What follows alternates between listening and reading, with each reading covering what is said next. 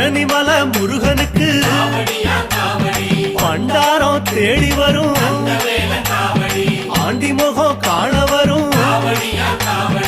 ஆவினங்குடி தேடி வரும் கால்நடையா வந்த காவடி இது தேடுவது கந்தன் காலடி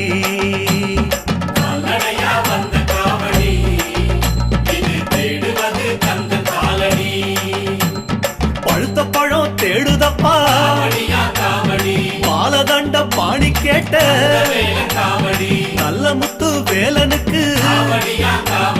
ஞான பழம் கேட்டு வரும் கால்நடையா வந்த காவடி